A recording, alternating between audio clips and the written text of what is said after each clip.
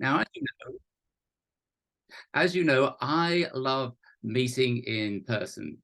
But webinars can be really just as relaxing and exciting to join. And you can be at home, you can be enjoying your cup of tea with your feet up in front of the television or the computer. And it also allows us to get some wonderful speakers from around the UK. And I will be introducing Doug in just a minute or two. First of all, I'd like to thank Anne, that's Anne Riley, for those fantastic photographs. And Anne is going to give us the Christmas talk this year.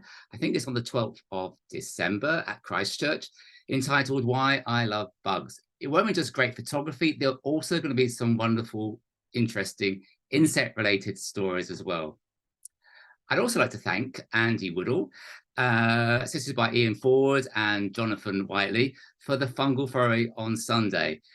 There was 35 members there. It was tremendous fun, plenty of banter, laughter and smiling faces, and plenty of fungi to look at along the way.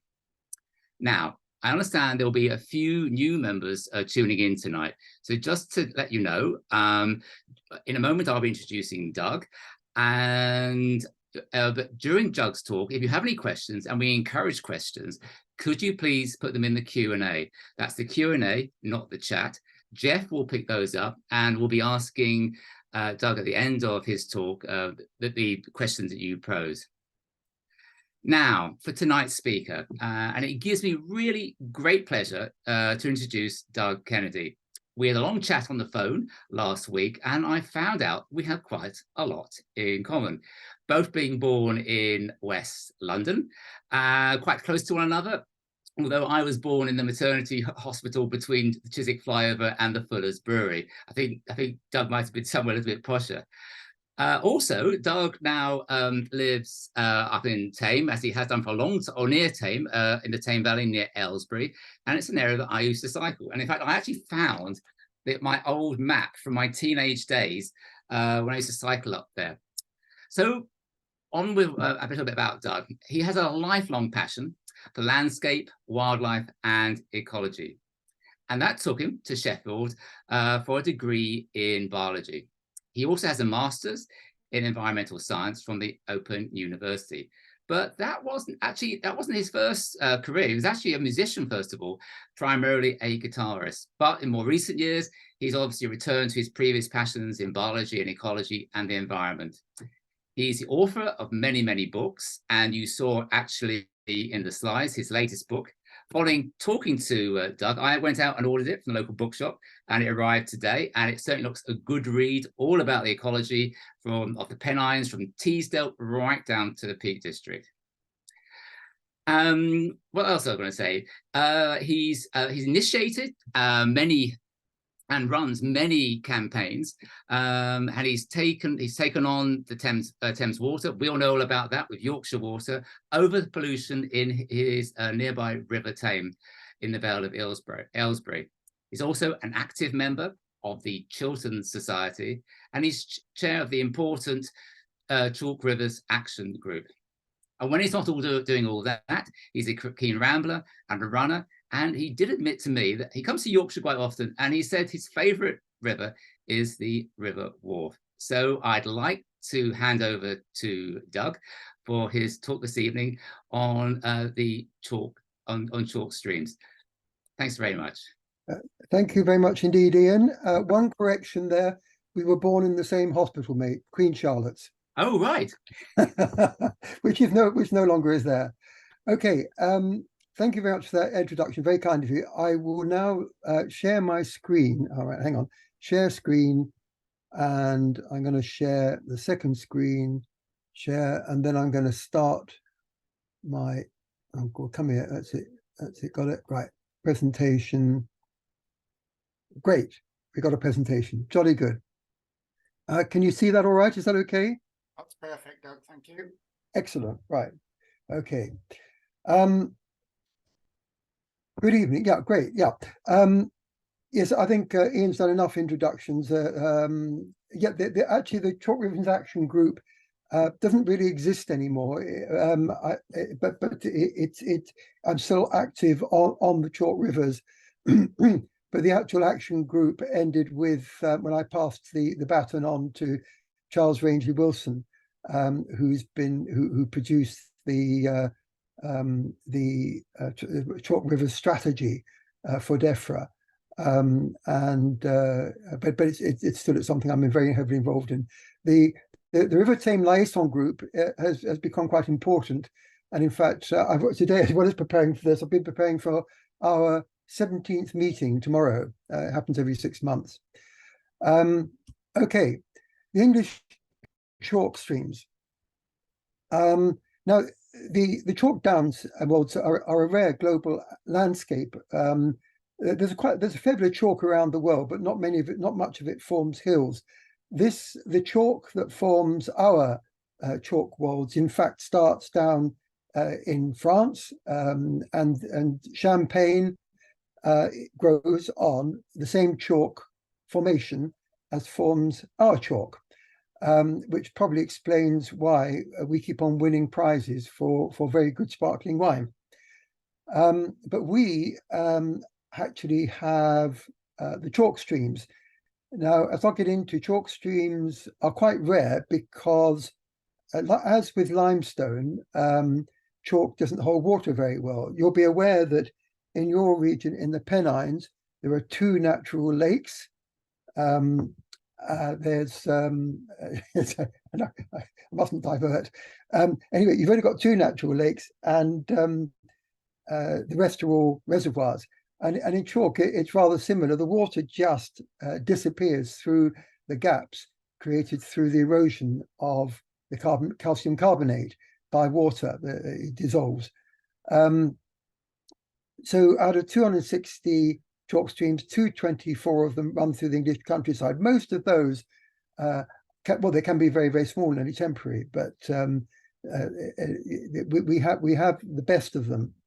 They run, the northernmost point is the Yorkshire Wolds, going up towards the Vale of Pickering, and of course this is the countryside in which oh God, bloody hell. I tell you what, names, when I try to think of names these days, they disappear. It's being in your 70s, that's what does it.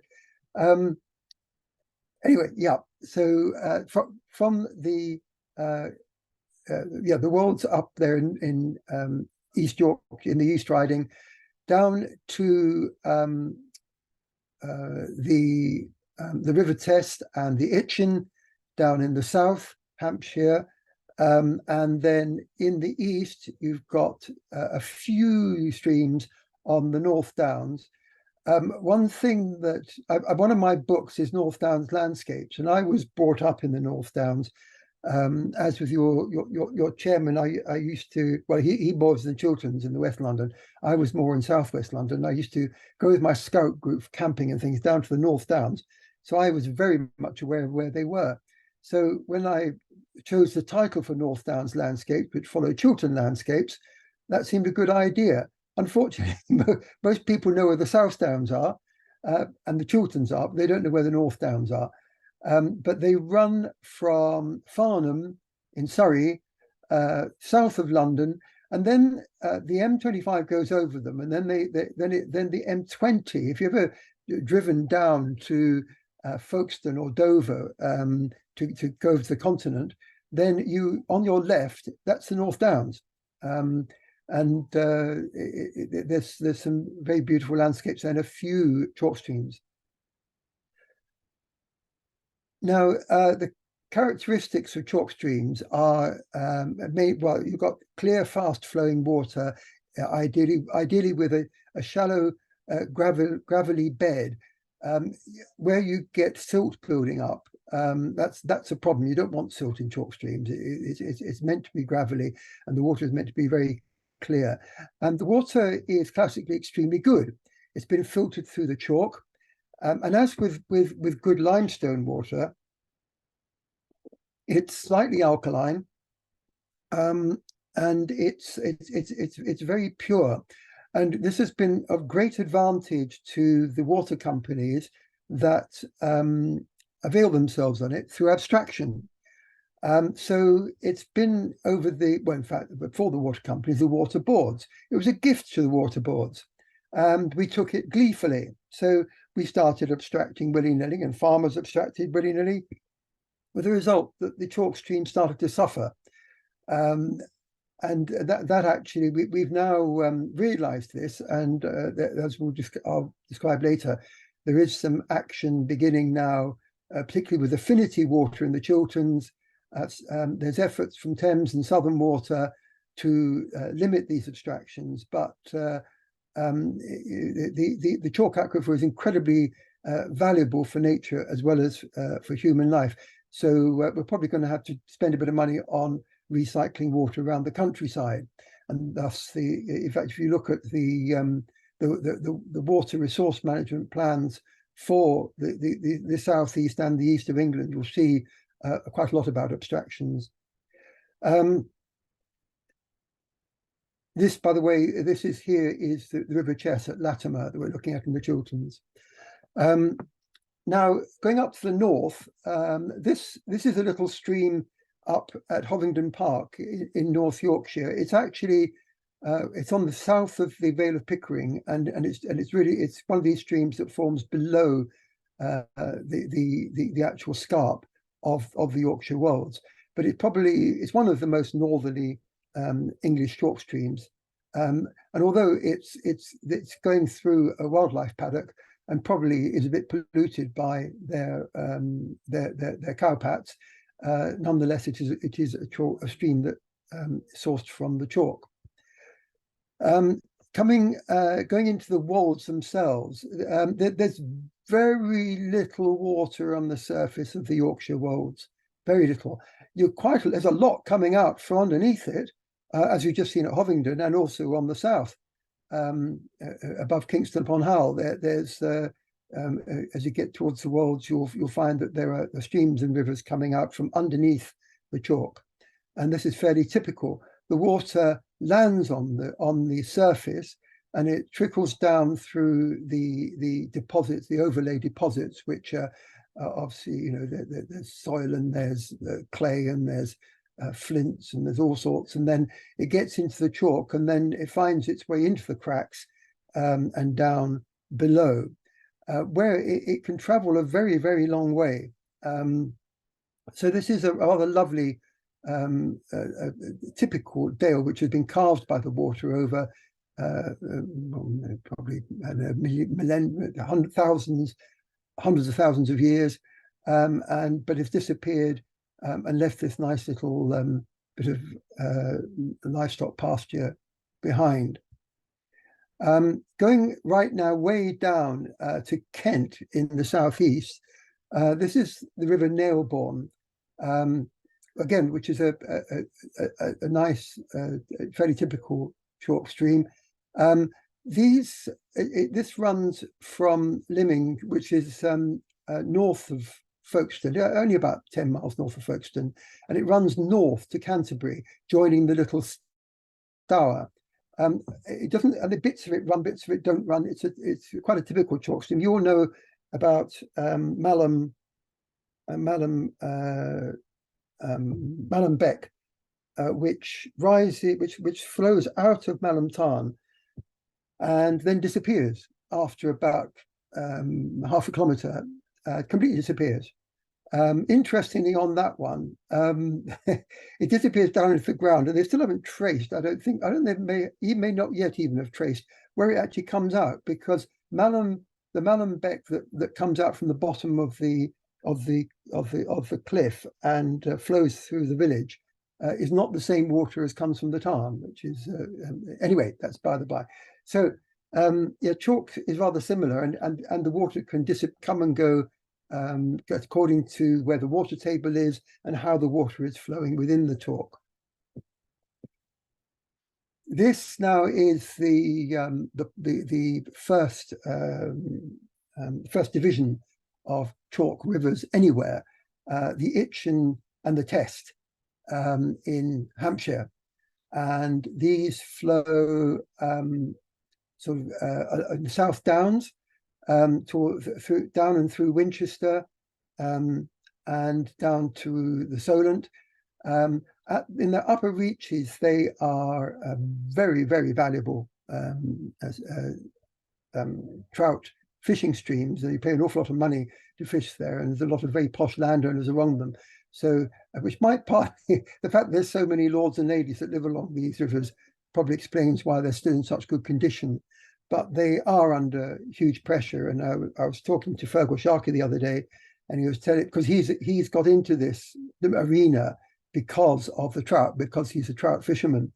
And he was on the Itchen the other day, and he said that there was evidence of abstraction and pollution, even fairly high, pretty high up on the Itchen where he was. It's something we do need to get a grip of, as we know. So my area is the Chiltern Hills, and we are very fortunate to have 9 quite major chalk streams running across them. On the that's my good. I've got my pointer right. So this is the scarp of the Chilterns here, and this is the dip slope here, and this is the River Colne, and the Thames is here and flows just to the south of this map.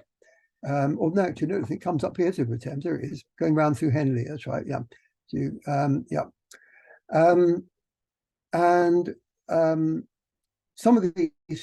Most of these streams, you've got the River Lee here, which actually is Fergal's stream. He is a member. He joined a trout fisherman club around here on the River Lee, and that's why he got into battling for rivers, having sorted out the royalty situation for the music industry. Then you've got the River Mimram. Now, the River Mimram isn't a very big river. It's a nice little, it flows through farmland, but it derives from this Chiltern chalk outcrop here. And the stream, the springs pop up down here and form the River Mimram. And Charles Rangeley Wilson's chalk stream strategy was launched in 2021 at a location on the River Mimram, and Rebecca Powell, MP, the Minister of State in charge of water, was there. She'd been involved. She was at my conference I've organised for the Children's Society in 2019, which launched all that. And they had a great photo shoot, and all the bigwigs disappeared. We thought we were going to be able to talk to them. That's what they promised us. We were going to be able to talk to the bigwigs, but they all disappeared. And they went for a photo shoot on the Mimram. And amusingly, 2 hours later, pollution appeared a bit further down. The river went purple, and something. It was an accident that had happened in a company that had some dye, and it dyed the river. So they rather lost their photo shoot. That's by the by. So we've got the Lee, and then the Gade and the Bulbourne, and the Chess, which is one of the rivers that you'll see a lot of today. That is a river that's been taken under special measures. There are 3 along in the Thames Basin that Rebecca Powell has given extra funding to, and the Chess has had a huge sewage treatment works up here at Chesham, and that has had a refurbishment, and they've sorted out a lot of the sewers, and there's always been a lot of trout in the Chess. So with Paul Jennings' huge hard work over the decades, it's actually doing quite well at the moment. The Misbourne, look at this, HS2, hey, good old HS2, which they chose to run straight up the Misbourne Valley. Why? I don't know, because the Children's Society have been advising HS2 and the government, or trying to, and they won't listen, telling them the chalk around Wendover was too friable. And guess what? They found their boring machines having a big problem with the chalk around here, just before Wendover. It's mad. But there we go. Now, actually, interestingly, there's Aylesbury. I live here, and the route, not proposed, the actual route goes straight over the A4 and somewhere around here, approaching Aylesbury. Madness, right? And then there's the River Wye, which goes through High Wycombe, and the Hughenden stream, which is a temporary stream, a Winterbourne. We'll get into that. And the Hamble, again, another of those, Alshindon and Yorn Brook. So they're very small. These ones are very small around here. And along the Scarp side, you can see they've mapped these little brooks and streams. A lot of I live in the River Tame. The River Tame runs down here and joins the Thames at Dorchester. And these are actually fascinating, these little chalk springs, some of which sort of bubble up like geysers, rather wonderful when there's been a lot of rain. So that's quite a lot happening, as always, on the Chilterns. In fact, the Chiltern Society was set up because of this. The M40, which the government didn't want to, of course, build a tunnel for, so it just went splodged straight through the Aston Road National Nature Reserve. Bang! Beautiful nature reserve with the benefit of a lot of noise now. So the chalk springs, I was talking about those. These are chalk springs on that scarp face of the Chilterns. This is one of the little geysers bubbling up. And then you can see here that water's coming out here, and then here's the pebbly bed of the little stream. And they often forms ponds like this, very clear water, as you can see. They come and go. Some of them, like this one, is fairly permanent. They are very, very ignored, which may be a good thing, except when they're polluted. And they very often are. Along the River Tame, which these flow into, there are 33 sewage works, and it's a 40-kilometre river. It's my River Tame liaison group spends a lot of time. Well, we meet at the sewage works, actually. Aylesbury Sewage Works we meet at. We're meeting tomorrow, and we'll be talking quite a lot about sewage, as well as biological net gain and so on. Anyway, so this has been a rather wonderful habitat to explore these. And there are still trout. There used to be a lot of trout in the Tame itself. There are none in the Tame now. It's been destroyed over the years by pollution. We're getting it back, I think. But there are some trout in a few of the brooks still, just a few clinging on. Winterbournes. Now, I mentioned that some of the streams are temporary. That is, they tend to flow in the winter. Bourne is a brook or a flowing piece of water. And obviously in the winter, they flow because that's when there's rain. So here you can see Hamble Brook at Hambledon. This is normal. This is probably 5 years out of 7. And this is what it's like when it's flowing. In 2019 summer, it was very dry. And this is a winter. And this is, I think this was probably February, when it should have been flowing, and it wasn't because it had been such a dry year. That's when following that, I held my Chalk Streams summit, where Rebecca Power spoke, and we got the Charles Rangy Smith's project plan launched. This was the following summer, and in fact didn't stop flowing actually for quite a long time, because we had a couple of dry periods. We had quite a lot of rain. I'm not sure it's flowing at the moment, but because I haven't been there lately, but it was flowing up through this summer. The 7-year cycle is quite interesting. This, when you look at the rainfall maps for this area, I mean, 7 years is a sort of rather apocryphal, isn't it? But when you look at the rainfall maps for this area, you see that it really does tend to roughly tail off and come back, so that the rivers, I mean, classically, they always said that Hamble Brook only flows once every 7 years. Well, there's something in that. And those Winterbournes have their own specialists, rather small specialists, some plants and a few little riverfly that live in them. And there's a friend of mine that spends his time researching those, and it does get restored quite quickly. once they start flowing. It's amazing how for 5-6 years it can stay dormant. This is a South Down brook, Candover Brook. Yeah, this is in the upper reaches. It very rarely flows. There's quite a few like that really will flow, you know, for just a few months, once in every 6-7 years. And there is a vineyard named after it, the Candover Brook wine. You can look it up on the internet, and I don't know, probably very good. And that joins the River Itchen at Alresford and continues its way down towards the Solent.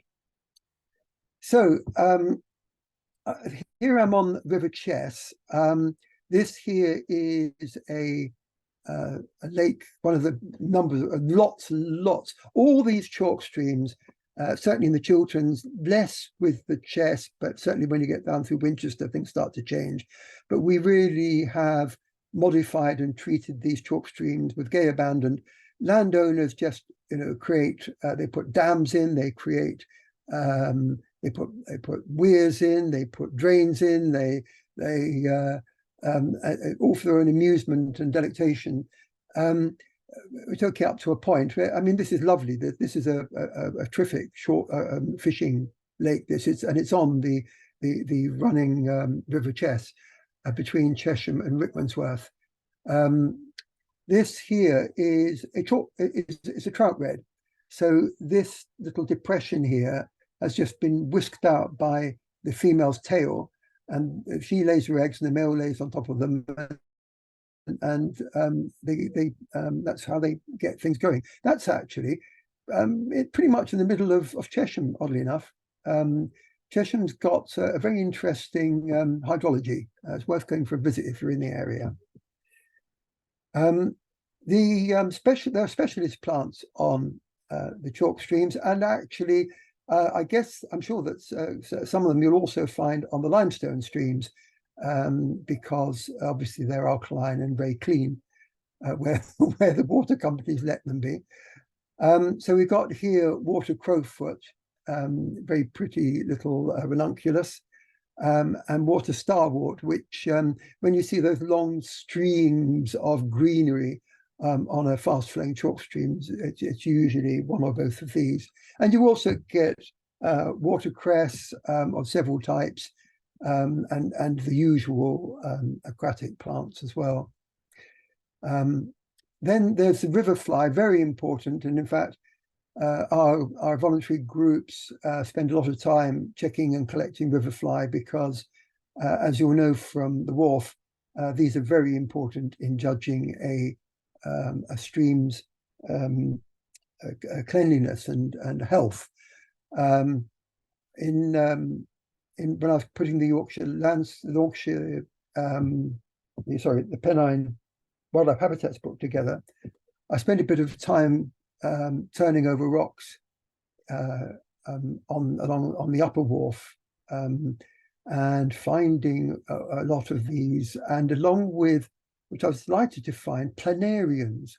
And if you don't know, I mean, when I was doing biology at school, you sort of, you know, you sort of, I think they brought a few in for us to look at, and it was a flatworm that you had to sort of understand and write something about. It's one of the simplest of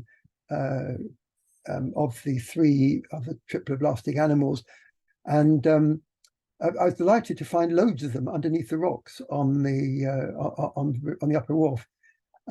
Anyway, these of course are extremely important because they feed the fish and they feed the birds and they feed the other little insects, and your white claw crayfish, which you still have some of, which is brilliant up there. We don't have them down here much. It's all the American crayfish now. Then we have the trout, and this is again on the Chess, just outside Chesham. Loads of them, as you see, brown trout, lovely. And that health of this river is continuing, and this is what you hope to see on certainly on the Itchen and the Test and some of the others.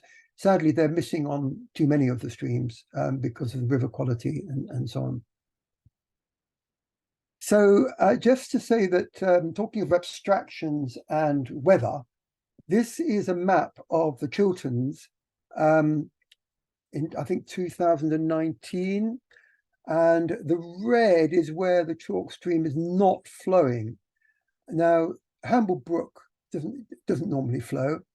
Hughenden Stream doesn't normally flow.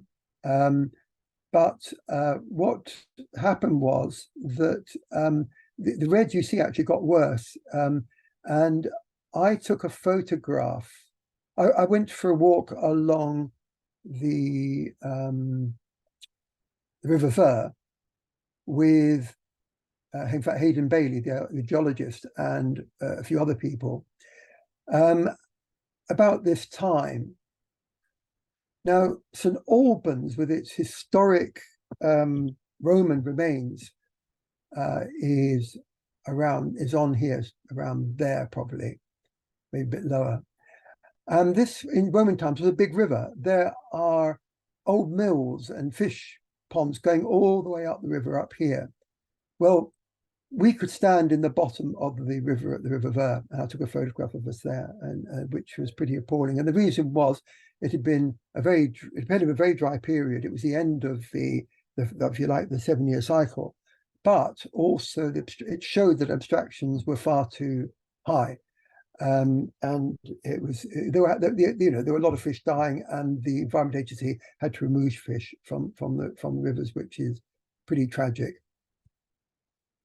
So yes, water companies abstract agriculture and industry. Our water consumption, actually, it's very, very high. I don't know what it's like up your way, but it's very, very high in the Chilterns. And a lot of that apparently is due to the larger landowners, not just farmers, but people who own a lot of land. They tend to water a lot, apparently, have a huge water consumption. Anyway, water metering is compulsory now in the affinity area in the Chilterns, so that will hopefully make people think. Climate change, yeah, weather's becoming much, much less predictable, becoming very difficult for water companies because there's more and more people, and we're not careful with what we consume, we're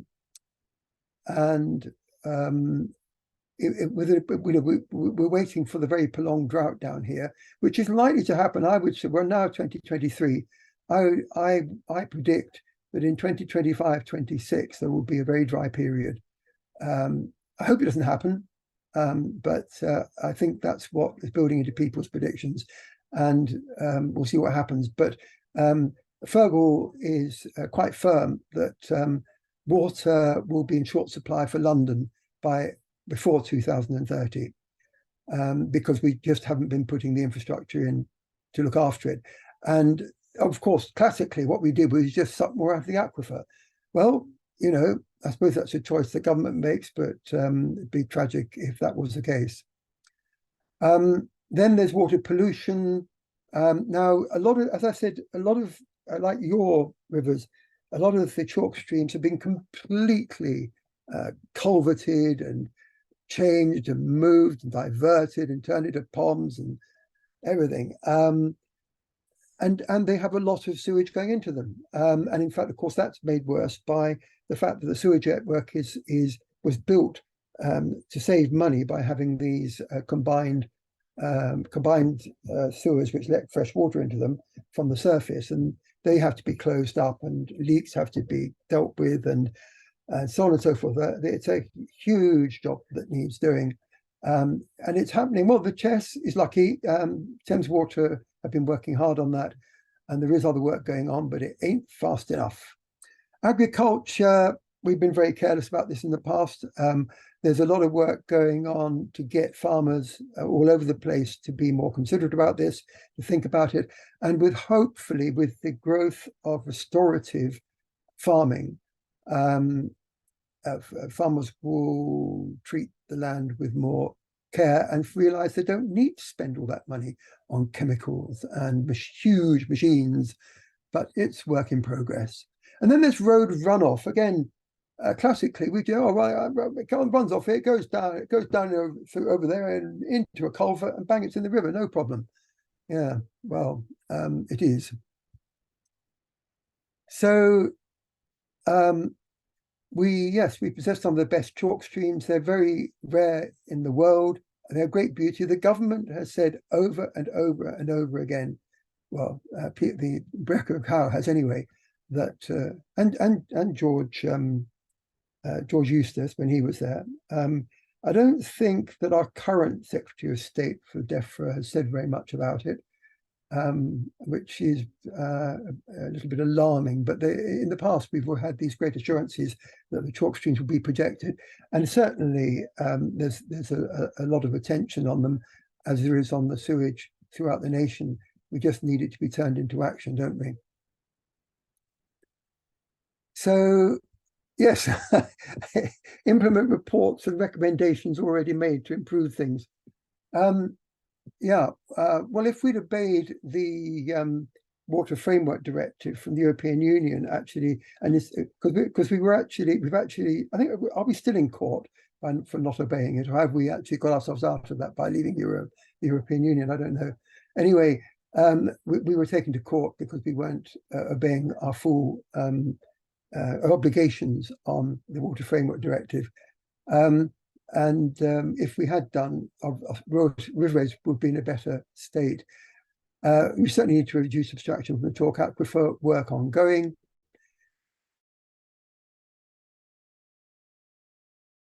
Water, this is another story in which I'm quite deeply involved. Yes, there's a lot of money needed, and the government has said that it's going to, well, no, hang on, the water companies are asking for 110, a lot of money, billions. Sorry, I haven't got the figures to my hand. Anyway, they're asking for a lot of money, and they say it should come from the customers, and there's a big argument about whether the water companies remain liable for their past abstractions of money from the system. That is ongoing, and their water resource management plans have just gone in. They're asking for a lot of money. What will Ofwat do? At the same time, the government has fined Thames Water 110 million for not for performing so badly. But what it's doing is, in order to get votes, well, I say that, I mean, I'm being contentious, but it looks like it's to get votes. DEFRA has decided to give that money back to customers, which is going to give them about £5 a year, where that money would be much better used actually applying it to our sewer systems to renew them, because believe me, it's needed. We've had in my area, I've had to alert Thames Water about 2 quite major rising sewer main bursts in the past month, which one of which had badly polluted the brook. The other one nearly polluted the River Tame. Then we need, we haven't built reservoirs for donkey's years. We've been turning them into housing estates in some cases. We need reservoirs, again, huge arguments about where they should go, and the money, where's the money come from? Water transference. Yes, quick in the southeast, we assume that Lake Vanwy, people on the river between there and here are going to be quite happy to send loads of water down to the southeast. We'll see. And then but there are there's the several water transfer schemes which Affinity, who have always classically got their water out of the Chilterns, are actually going to hope to transfer water along the Grand more of it. And we need to reduce usage and reduce wastage. And it's astonishing how careless people are with water. One tries not to lecture, but it gets tempting sometimes. Yes, you want to try and stabilize the aquifer levels, increase the value of water. Perhaps, I don't know, all this publicity about water and sewage perhaps is beginning to do that. I'd like to see a lot more from government, but there we go. Leakage, yeah, it's happening slowly. The water companies are dealing with it, but they're not really getting to grips with it. It's very difficult. I'll tell you, I mean, we had around Aylesbury, there's a bare brook, the Bear Brook, B-E-A-R, Bear Brook. And this runs into the Thames. It runs around the south of Aylesbury. And I saw on Twitter that it was looking a funny colour. So I went to have a look. Turns out it was not only a funny colour through some dye, but also there was sewage going into it from a misconnected set of loos on an industrial estate. And Thames Water, to give them credit, went there quite quickly. It took them a little while to fix, but the company industrial estate had to fix its own misconnection. But this is one of the misconnections. This is one of thousands around the country. Now, you're probably not, you may be aware that in planning, the plans go in, they get or don't get approval. When they get approval, you get the building inspectors going in and they inspect things as they're going. But the drains are not inspected once they're completed before sealing. So the contractor PLC gets Drainage Company Limited to go in and do the drains, who gets Joe from down the road to go and install some drains at cut price because they're too busy. And then they're sealed up and nobody inspects it. Result, misconnections. And this not only affects industrial estates, of course, this is why you get people with appalling things in new houses where water comes back up the loo, and you get pollution going into our chalk streams and rivers. Leakage from the water supply network, and then there's the CSOs, the combined sewer system, and we need greater resilience across the water supply network. Yeah, all of this is going to cost a lot of money, and the debate with this, to watch what's happening, if you're interested, what's happening during the next coming months with Ofwat, because they've got to approve or not the water resource management plans from your company as well as mine. And put your oar in where appropriate. Okay, that's the end of my basic talk. Thank you very much for your attention. I will now, I guess, stop sharing my screen. That's great, Doug. Thank you. Okay. Yeah, it's grand. So we do have a few questions in the Q&A already, but I'd invite people to add further to that if they wish. So yeah, the first one in there, Doug, is from Lucy about why do you think the chalk streams of Yorkshire are less well known than those further south? I'm wondering, maybe we should keep quiet about them. Well, the Yorkshire Wolds are not terribly well known. Names. Who's the great artist from East Yorkshire? Who's did the bigger trees? People to put the answers in the chat for this one if they. Oh, come on! You're asking the wrong person about artist names. It's gone out of my head completely. What's his name? The great man. We're still Hockney. Oh, okay. Yeah. Hockney. Hmm. He was brought up in Bidlington, and he's done a lot. He moved back there from LA and did a couple of winters there, painting bigger trees and all the wonderful set of exhibitions. Worth looking up. There's a fabulous book as well. Look it up, Bigger Trees, David Hockney. And he's done quite a lot to make the Yorkshire Wolds more well known. It's not an incredibly sort of spectacular landscape. It's very pretty. It's most of it, and you just head up from Hull, a little bit north and a little bit in from the coast, and you go up the hill, and there you are. It's mostly farmland. As I say, there's no streams up there. They're all down below, and certainly these chalk streams there wouldn't be well known because they're just short streams that flow across a bit of farmland. Nothing very notable really. And what I found is that, I mean, these sort of wonders, like the springs at the bottom of our chalk scarp in the Chilterns, those lovely springs, and the fact there's trout in some of the streams. when I started this campaign in 2013 on the River Tame, we had no idea they were there. Nobody had any idea.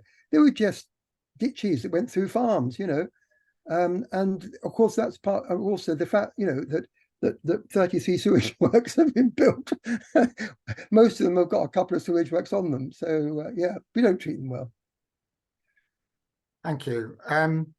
Another question then is there quite an activity of tracing where the flows go? You mentioned Malham, where the stream you would think that disappears above it isn't the one that comes out of the bottom.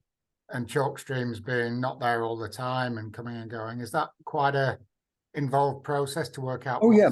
No, if you ask Affinity Water about this, they've done a lot of research on the chalk aquifers. And the thing is that you get the aquifer, there isn't one aquifer, there's loads of them. And they're joined by pipes and sills and all sorts of, you know, they're here and there.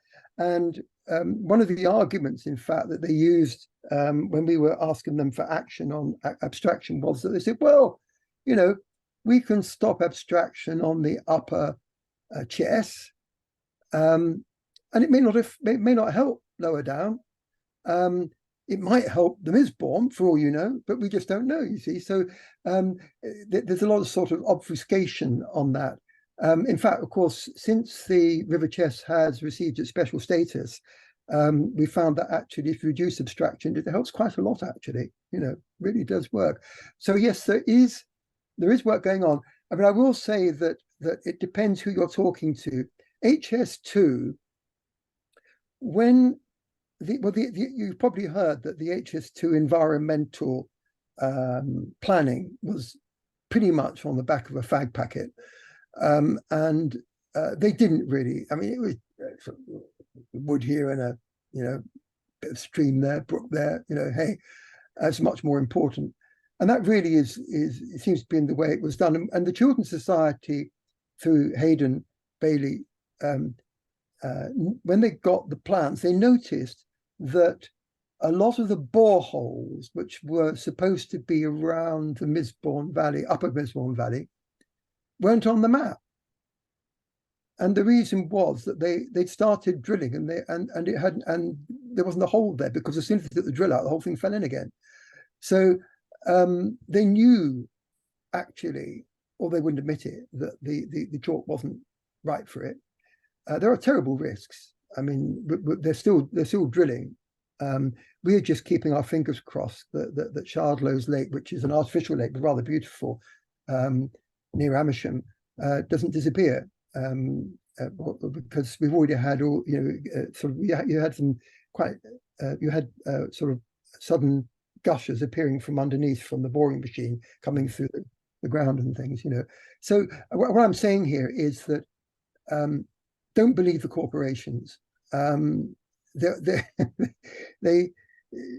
got to do the research, and I think that what we tend to find is sometimes that if they do the research, they'll tell you, they'll dress it up a bit, you know. Well, hopefully not. But I mean, I have to say that Thames Water, in spite of the bad press they're getting, and Affinity Water, since Fergal and I met at Affinity Water headquarters in 2017, Affinity Water really have changed a lot. And Thames Water have worked with me now for 10 years on the River Tame. So, I understand a lot of pressures, but I think that on the executive board level, they do want to do the right thing. So I hope they're going to be more open now, and I think they will be. I'd like to think so. Thank you. I'll touch on one more that's probably a degree rhetorical before we get back to some of the more ecological questions. This one says, are we preparing for Labour's grand building policy announced today? Do you know, today I've thought exactly the same thing when I listened to the news. Now, my information is that Rachel Reeves and generally the Labour Party are asking some very interesting people the right questions. I won't say any more than that, but they are taking advice from people who know what they're talking about this. However, when I hear the big announcement that housing is going to go boom, I mean, Aylesbury, you know, we're one of the key areas. And I live in a little village called Cuddington. It's got 250, 300 people in it, 130 houses. And it's a lovely little village. It wins the, you know, best village in Bucks prize occasionally. And we're just above the River Tame, which is why I got involved in it. I go down there every day. And just about 2 miles from us, 1.5 miles, 2 miles, is Haddenham, which was quite a large village, very historic. It is now enormous. That's just a village. And then Aylesbury itself, you know, they're building whole towns alongside Aylesbury. And if that's going to get turbo boosters on it, I dread to think what's going to happen. So I don't know how that circle's going to be squared, but I can keep you posted. Couple more, which are more ecological. What's your favourite species that you associate with chalk streams, and why?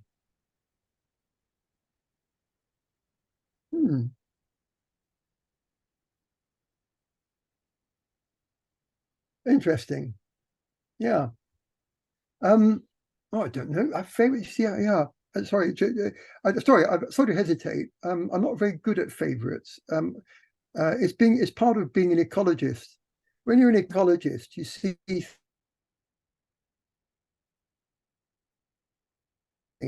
else. Well, look, you see, I would love to have the white clawed crayfish. We don't have it down here. I'd like to see, we have some water voles, not on this side of the Chilterns, but on the Chess and so on.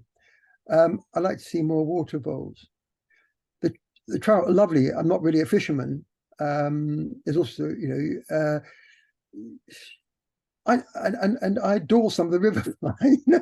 They're amazing. They're such extraordinary creatures. I think it's maybe the system that you're seeing working, isn't it? And it the is. diversity You know, that you get rather than really is. It's that specific ecosystem that just works if it's given a chance, and it's like everything else. It's buffered and it'll go so far, and then it just collapses. Just, you know, just trying to, like you with your your river wharf.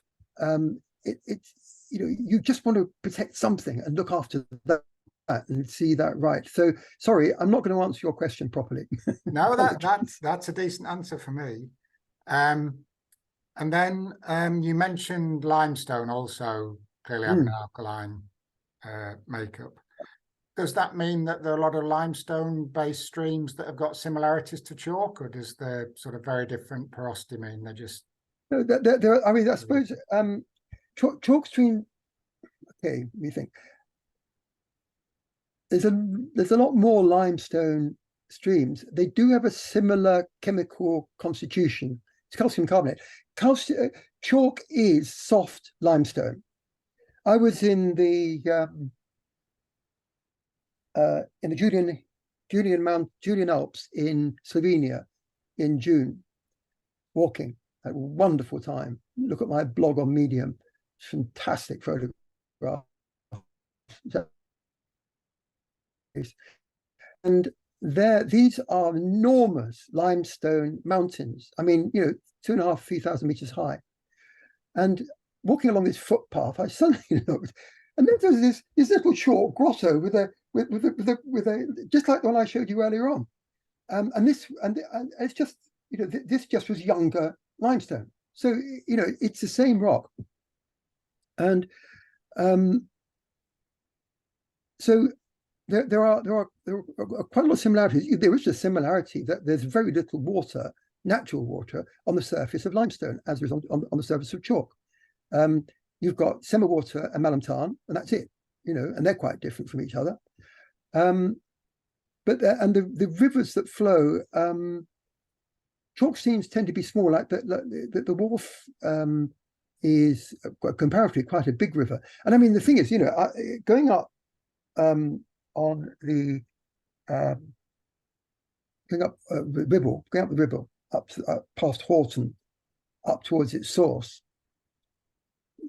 You haven't got a chalk spring there. You've got this great, enormous waterfall that comes out of the limestone. Suddenly, you've got this tiny little stream, and then suddenly you've got water coming out from underneath the land, and so it's a very different. It's a very different scale. And of course, on the Ribble, on the Ribble, they've got salmon. Do you have that on the wharf? Do you have salmon on the wharf? You don't think you do you? Not Too much pollution. here, probably because of weirs and so on. But Yeah. Some discussion recently of them a bit further down in small numbers, and maybe with some passes could get further up. Yeah, so I think on the smaller, if you get brooks and things, there'd be some similarities. Yeah. Okay, well, the last one I'll just comment on, because there's a question about, did you say Fergal Sharkey of the Undertones? What's he doing now? All I can say to that question is, if you look up Fergal Sharkey now, you'll get an awful lot more about water quality and rivers than you will about his music. He's the captain of the ship, mate. He's the leader. He's taken on a huge activist role to tackle some of these issues. Thanks very much, Doug. That's all the questions. We'll hand back to Ian, who'll sum up. Thank you. Thank you very much. I actually looked up Fergal King while you were talking, and he's born 5 days after I was born. But enough of that. Thank you, Doug, for a very interesting, a wonderful, and very special talk, and telling us about this very precious habitat. It's been very important.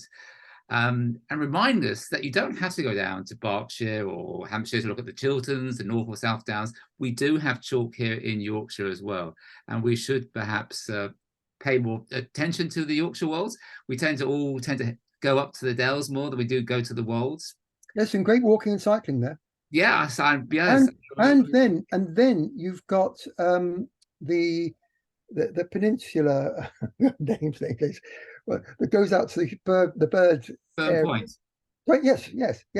And that leads out from Yorkshire Wolds. Yeah, we took me right back to my teenage years with the those dry valleys and everything. Although it's obviously changed a lot since I went cycling there in the early 70s. You've also reminded us that despite being very nature depleted in the UK, we do have some very important habitats for the world. Chalk streams are just one of them, but also heather moorland and bluebell woods as well. So thank you for raising our awareness of this and what we need to protect these important chalk streams. We all need to keep shouting, as you rightly say, and slowly I think people are paying attention. And it's quite interesting, as you point out with Fergal Sharkey, he's a fisherman, and how fishermen and naturalists are now working together. We are, very much so. Yeah, very important. And the fishermen know what's going on, because they know which fish are there, and they're really, really concerned about the water quality and the sort of river fly and so on that are there. Yeah, very valuable. I was going to say that this has been highlighted, but one of the very popular programs on TV, and I must confess I do rather like it myself, especially Bob Mortimer, is Gone Fishing. And they were on the Avon a couple of weeks ago, which is chalk stream. So can I thank you from behalf of the... Can I just say one more thing? Sorry, just about the wharf. What Yorkshire Water have been doing is wicked. They're on those brooks along the wharf. As I told you, Ian, I was completely shocked when I went into Leeds and did a talk, and then did a walk along a brook there in a nature reserve on North Leeds, and it stank of sewage. And Yorkshire Water gave me a lot of flannel about it. So you've got, I work with Thames Water a lot, and you need to work with them because they own the asset. That's it. There's no competition. They've got control of it, advised hopefully by Ofwat and government. But it's up to us, every one of us, to really kick and scream about this. We all have a part in it, and if we want our rivers to be good, we've got to make people aware of it, especially your councillors, your MPs, and those water companies. Don't let them get away with it. Okay, you're quite right, Doug, and we're doing our very best up here, and we're making slow progress. I mean, that's due to climate That's due to the Clean River campaign in Ilkley, Yep, President Rick Batterby, and the Addingham Environmental Group as well. Yep. So it's been a fantastic talk, and I thank you for giving it to us. Great pleasure. Thank you for asking me. And you could go away and have a cup of tea or a beer now and relax. I just want to remind people that in a week on Saturday, we've got a birding trip to go on, and David Smith will be leading that. We particularly earmarked it for beginners or improvers. So if you want to go on that, just contact David before going.